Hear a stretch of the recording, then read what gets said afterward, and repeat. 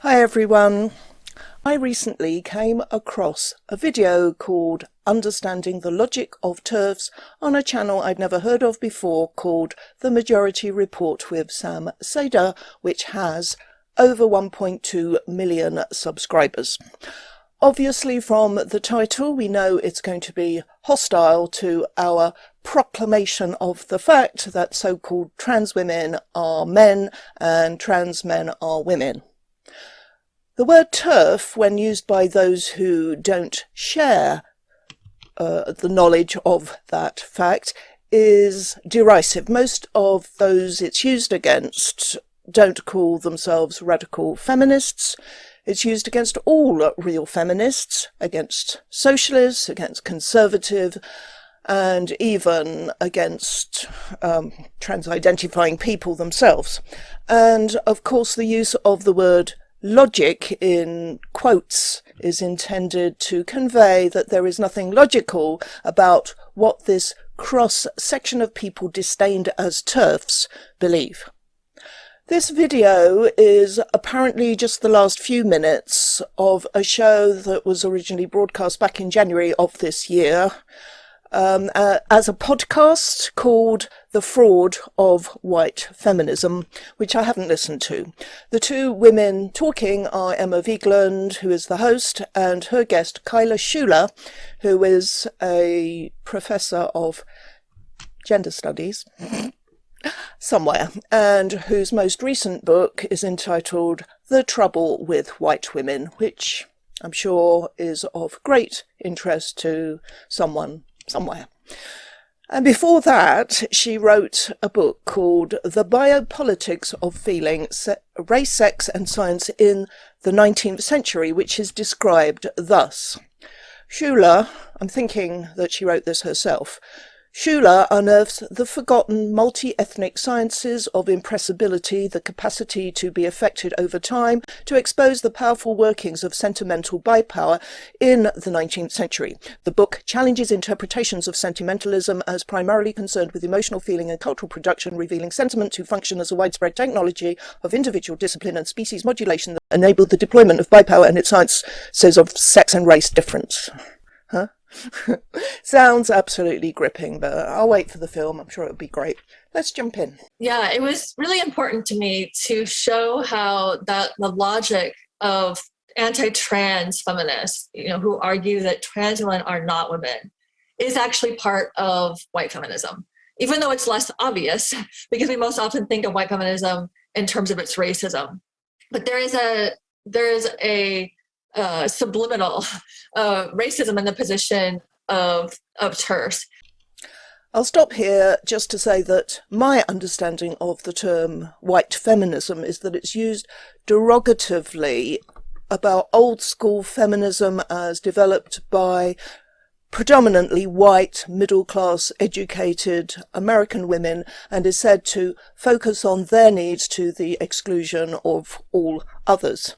So I looked forward to seeing how Kyla Schuller was going to show how those who say men, whatever they call themselves, are not and cannot be women, how those of us who say that are subliminally racist. After all, it's not as if it's only white women who are saying it.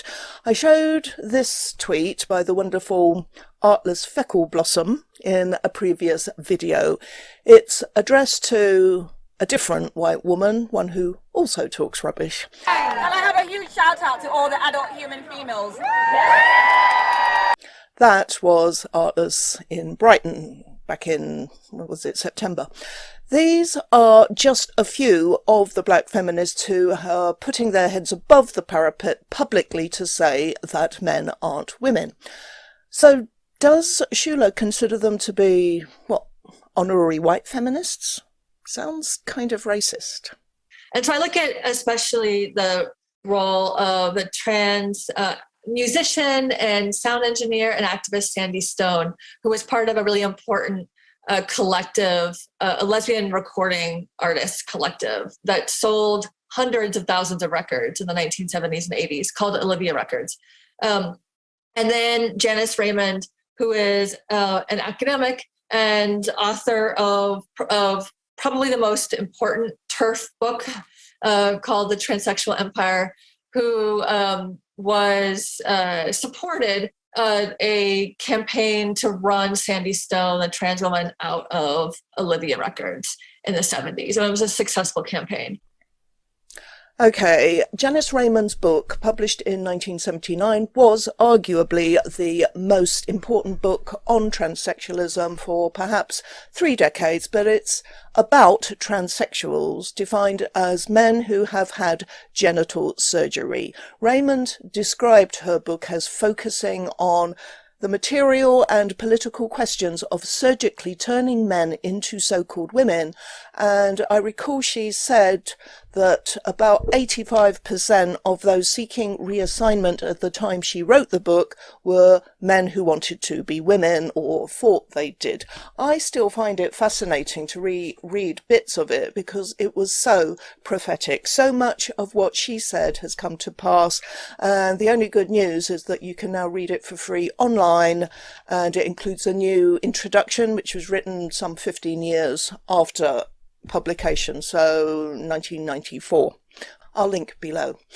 As far as gender ideology in its current incarnation is concerned, the Transsexual Empire has been superseded by many other books written in the last several years, including Janice Raymond's own latest book, published in 2021. It's called Doublethink, and I'm reading it at the moment on Kindle, and it focuses much more on transgenderism and on women who transition, and it is turning into one of my favourite books on the topic.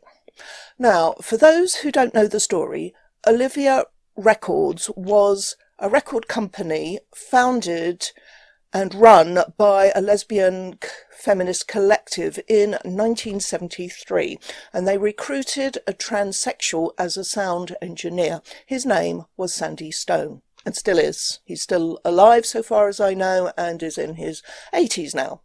He was apparently completely accepted as a woman by the rest of the collective. Remember, this was the 1970s, before we knew as much as we do now, and there were far fewer trans-identifying men compared to nowadays. So presumably those women in the Olivia collective believed the notion that it was possible for, I don't know, a woman to be born in a man's body, or for a man to have a lady brain, or some such nonsense. Nevertheless, his recruitment into a lesbian feminist collective did spark quite a lot of controversy in feminist circles at the time.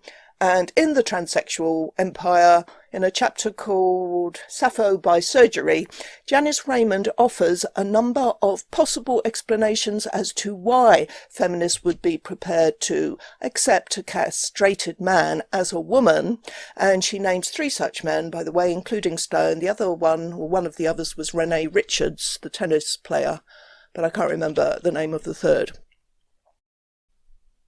She also offered reasons why such a man would want to be surrounded by women, why he might call himself a lesbian feminist, and she argued that such men were a divisive presence amongst women. Now, it is said that after publication of her book, Stone got threats on his life from nutty feminists and all sorts of other things, but Janice Raymond didn't sanction anything like that. She simply made arguments, and very carefully considered and scholarly ones. By the way, if you happen to look up Sandy Stone and find his Wikipedia page and read what it says about Janice Raymond's writing about him, you will understand why I find it impossible to take Wikipedia seriously these days. They call it an ad hominem attack and transphobic. Ridiculous. Wikipedia is really captured by the cult. Next. And we often talk about and recognize that anti-trans feminists are what we call biological essentialists, right? They say sex is real. You're born a sex. It's very tidy and clear, and it can never change. No, we are not biological essentialists, and that is not what biological essentialism means. How many more times Biological essentialism, when it is used about sex, refers to the belief that certain personal qualities or abilities or behaviours are an inevitable part of being one sex or the other, regardless of one's environment or culture and upbringing. So a belief that men are natural leaders because they are male and women don't make good leaders because we are female and are better at being told what to do is an example of biological essentialism. It's also been used about race to suggest that black people have in common certain traits that make them inferior to white people who have other different traits in common, thereby justifying white supremacist policies. So there are plenty of negative connotations attached to the ideas of biological essentialism, which is why it's flung at us. I have come to believe that it's a deliberate strategy on the part of gender ideologues to claim that it is even biological essentialism to say that women are female. You claim that to be a woman, you have to have been born with a female body, so you're a biological essentialist. Of course, sex is real. We are born into one or other sex, and it can never change. That is the unadorned truth and has nothing to do with biological essentialist ideas. Biology is destiny, is that kind of logic, which flies in the face of research that shows that anything up to 2% of births are intersex to some degree, right? But it's an insistence that biology is extremely tidy and sex is always straightforward and set in stone. And of course we have the intersex gambit, which I've spoken about several times before. But what I find really cringeworthy here is her use of the word logic. She's saying that we TERFs say that sex is real and cannot change, and that is our logic. No, it isn't. It's just a biological fact. And I don't think you'll find any of us insisting that biology is extremely tidy. That's just another misrepresentation. We are complex animals, and as with any complex biological system, errors expressing genotype can happen, but this doesn't alter the fact that sex is binary, two categories, male and female. The existence of so-called intersex conditions, differences of sex development, does not change the fact that there are two sexes, that they are real and they don't change.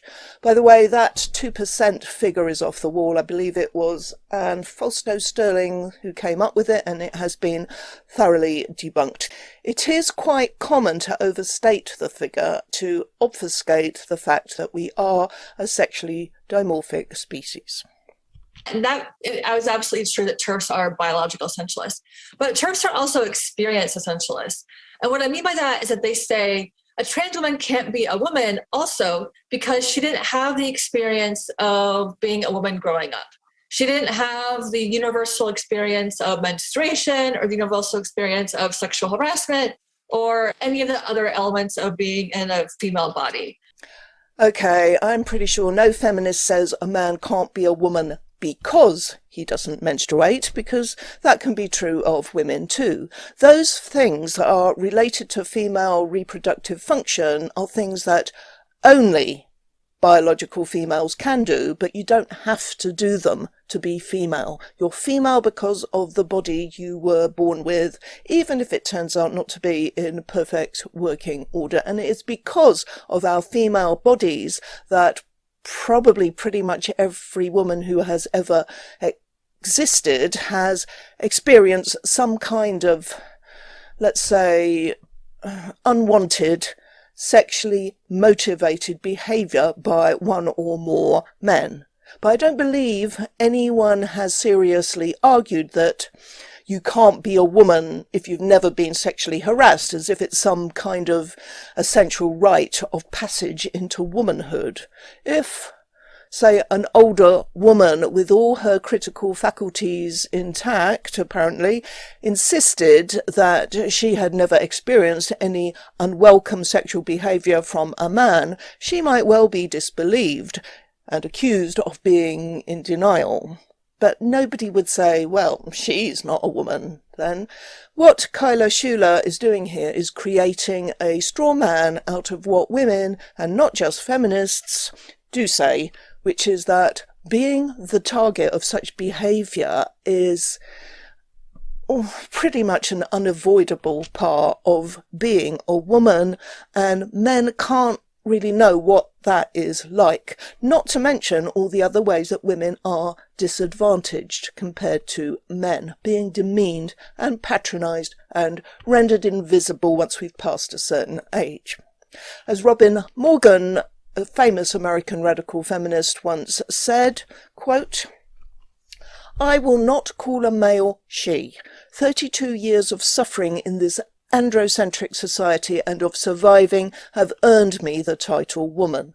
One walk down the street by a male transvestite, 5 minutes of his being hassled, which he may enjoy, and then he dares to think he understands our pain? No, in our mothers' names and in our own, we must not call him sister." Robin Morgan is explaining her visceral resistance to accepting men as women. It's why women say we feel insulted or degraded by the notion that a man can be a woman. Men are the dominant sex, and some of them do really horrible things to women, and we're expected to just forget that and welcome them with open arms into the subordinate sex class. And some women obviously do welcome them with open arms. Kyla Schuller is one of them, and her host, Emma Vigeland, is another. Women like these are the enablers of men who LARP as women and erode our boundaries and everything that is happening to women as a result, whether it's being raped in prison or losing out on the chance of sporting glory to a man. It is disingenuous to interpret that pain caused to women in androcentric societies that Robin talks about as meaning we say you have to have gone through that pain to be a woman. So, how does Schuller respond to this straw man she has created by claiming that feminists are biological essentialists? The problem is that there is no such thing as that universal female experience. Yes, apart from the experience of being born with a female body, you're absolutely right, Kyla. That is why we say sex is not only real, but it matters. Like Black women have 5 times the rate of breast cancer, of sexual assault and abuse, right? In the 1860s, if you're an enslaved Black woman being abused by your enslaver, if you're a white woman, you might have a completely different set of experiences. Right, and if you are a rich white woman and a slave owner, you will have a very different set of experiences to that of a very poor white woman who has to prostitute herself to put a roof over her head and feed her kids. Isn't that what the development of intersectionality as an analytic method was supposed to be about?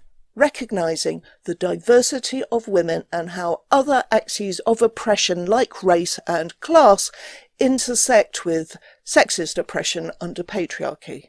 So, what about the conservative Muslim women, the Orthodox Jewish women who, like any other women, don't want to be in mixed sex public toilets or changing rooms, but also they can't be because of the religious rules they have to live by? How is it in any way feminist to prioritise the supposed needs of men because of their assumed entitlement to claim womanhood for themselves over the needs of actual women? We're not told, of course. But TERFs ignore all that and say, no, there is just one way to be a woman, and trans women aren't that version, so they can't be women. But that is reinscribing that universal woman. Note the bait and switch she uses here. She talks about how Black women have had different experiences from white women.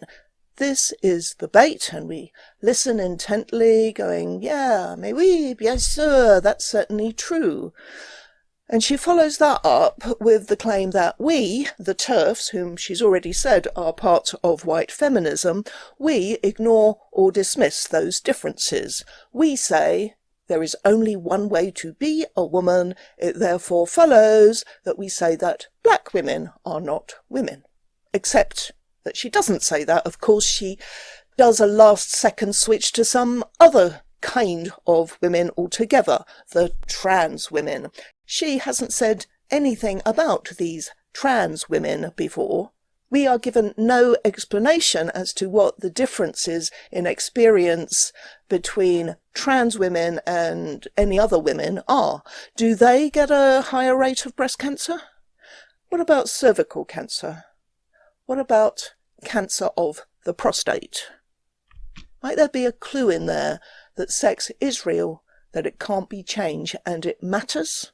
We're just supposed to go along with the idea that they are women and TERFs exclude them from womanhood because we exclude any woman who isn't like us. Nice bait and switch fallacy demonstrated there. Thank you very much. In a nutshell, she's saying TERFs ignore all that. All that being that African American women have higher rates of breast cancer. I haven't checked the data on that, by the way, I'm just taking her word for it.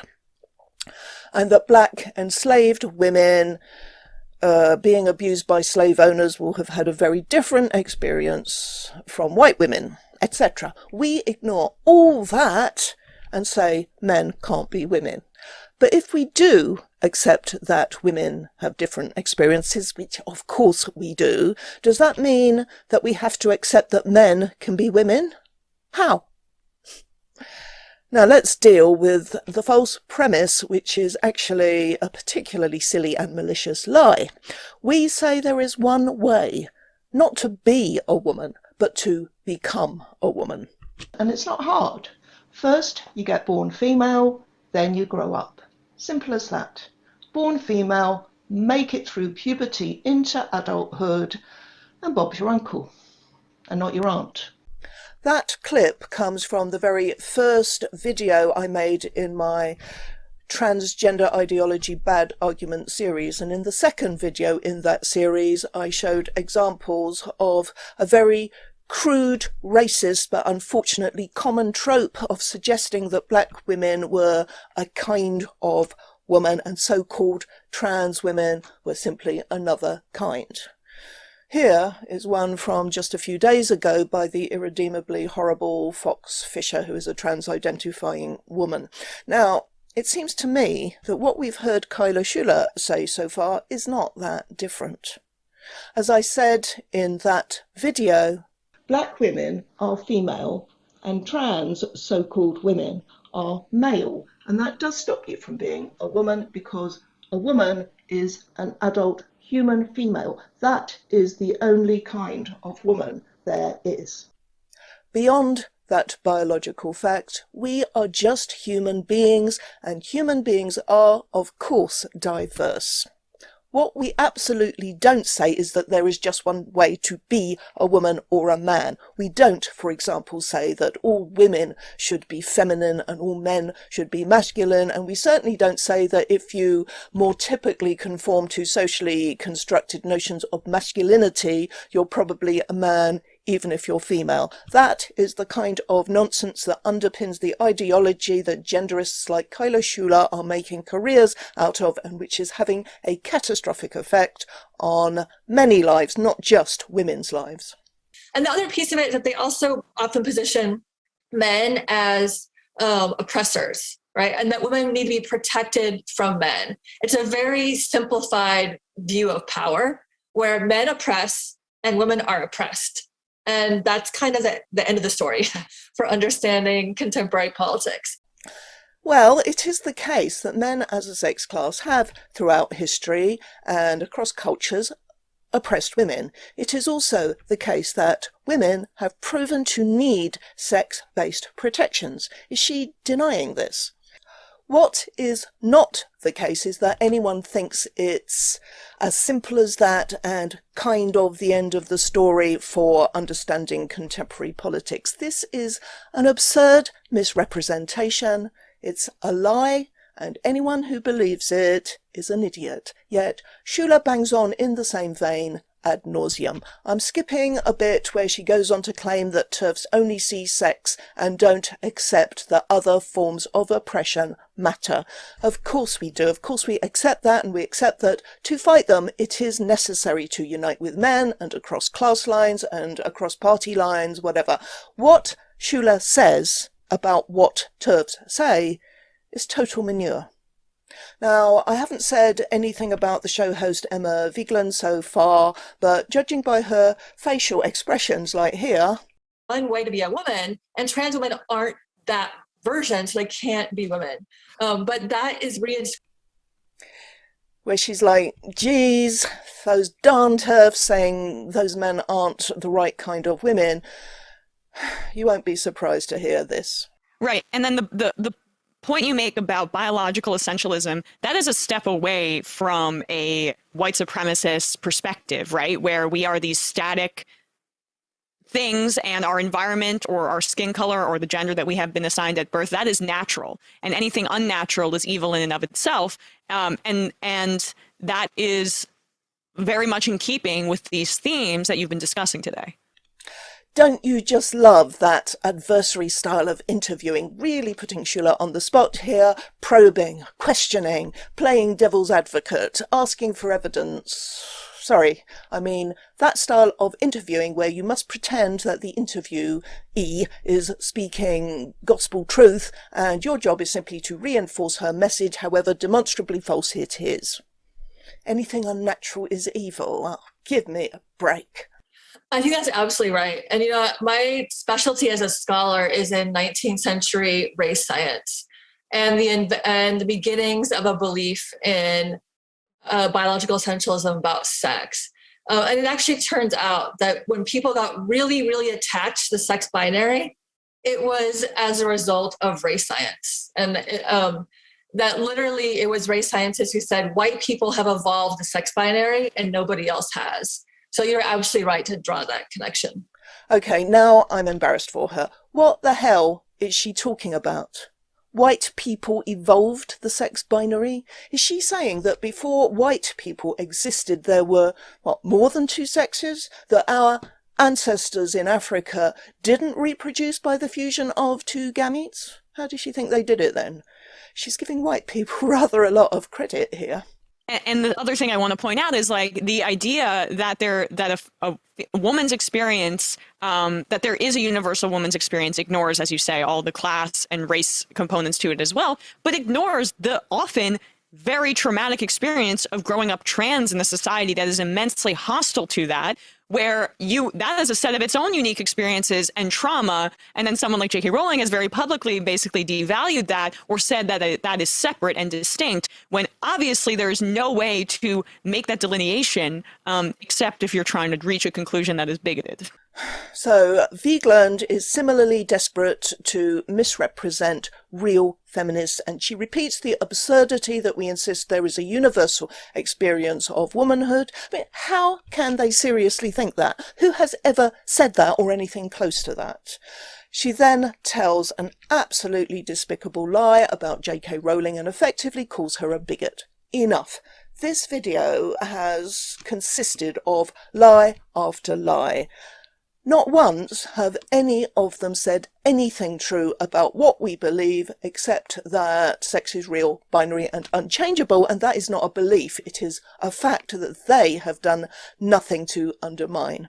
Not for the first time I find myself wondering why women with a certain amount of power, especially Schuller as an academic and a writer, but also Vigeland as a broadcaster on quite a big channel, are putting out misinformation and throwing women under the bus in this way. I have no idea how they sleep at night, but then I live on TERF Island where it no longer pays to be a handmaid.